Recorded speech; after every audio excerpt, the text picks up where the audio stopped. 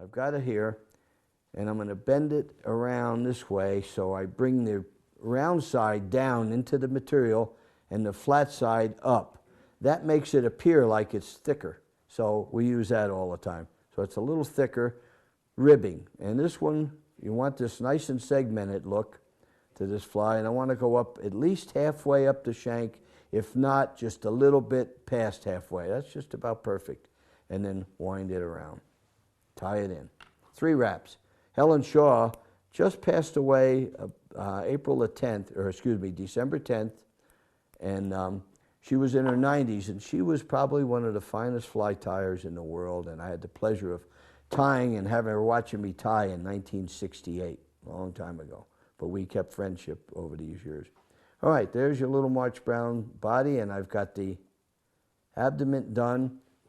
3 tails. So far it looks like it's a real winner. It's a fish catcher.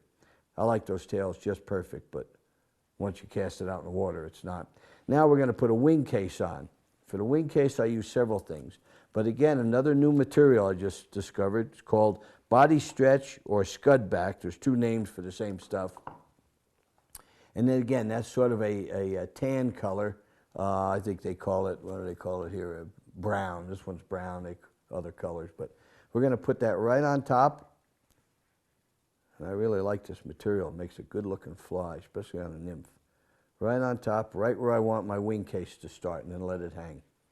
That's the start of my wing case right there, nice and tight. Then on top of that, we're going to use typical March Brown nymph. You always use turkey. So we're going to use typical turkey tail, dark brown, and we're going to let a little strip of turkey on that. Just gives a little more definition when you go to tie it in. Now we got our turkey. This is all for the wing case. Good. And at this point now, I'm going to tie in my legs. And there's several things we can use for legs, but what I've been using lately is kind of fun, is a hen pheasant. And pheasant sometimes is difficult to work with because the sizes of the actual feathers vary from right to left.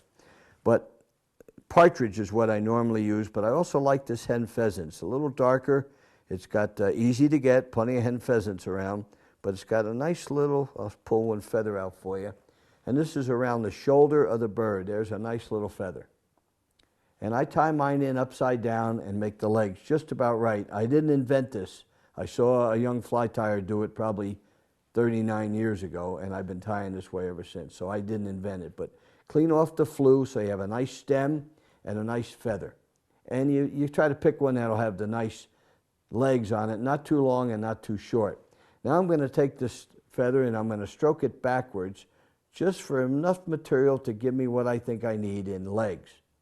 And we're going to tie it in upside down exactly on top of the turkey and the scud back or body stretch right there. That's my wing case starting right there. Now I'm going to clip this off, not real tight, leave a little bit, and I'm going to put a little cement on it.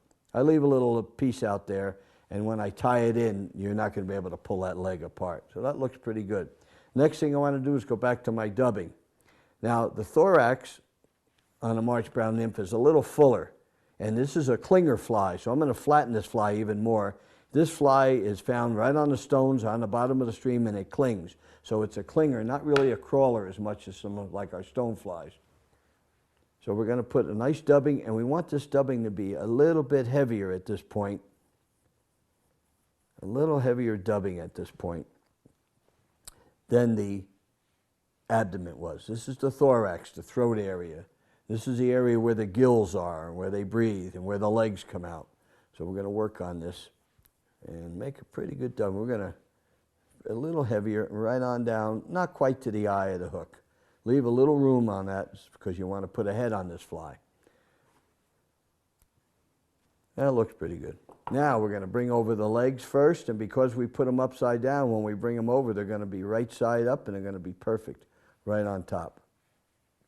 Again, partridge, speckled partridge is just perfect for this fly, or I've been playing around with this little hen pheasant. Then we're going to bring the turkey right up the center, tie that in right up there in the eye. Right in, we're going to tie that in. This is a nice 2X long and 2 extra stout hook. This is a good hook, this old Dairiki. And I clean that off, we're going to cut it off. Now notice one thing left. I got to bring my body stretch over, and I stretch it slightly. This is a plastic type material. I wouldn't say it was rubber, it's plastic.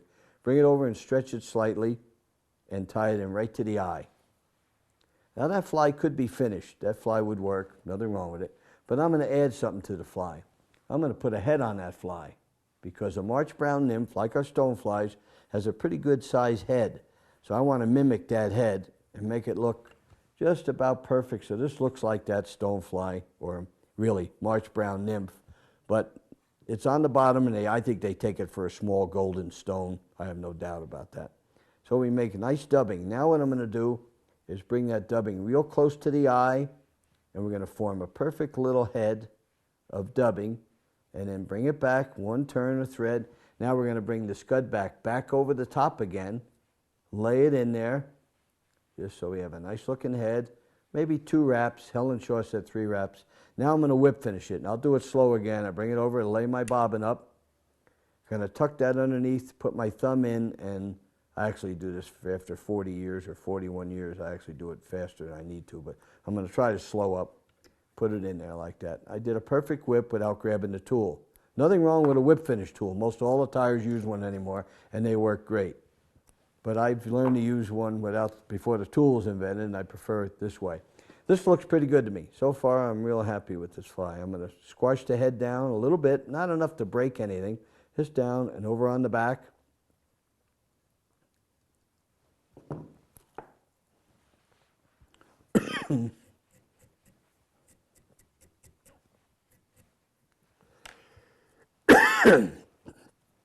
Sorry. And then we brushed out the hair and the dubbing underneath to represent the gills. So that's the area there that's going to have a lot of life to it. Clean it all up. And the last thing we do on this fly is put a little cement right on the top. You could use a little epoxy if you want, but just a little cement to kind of brighten it up.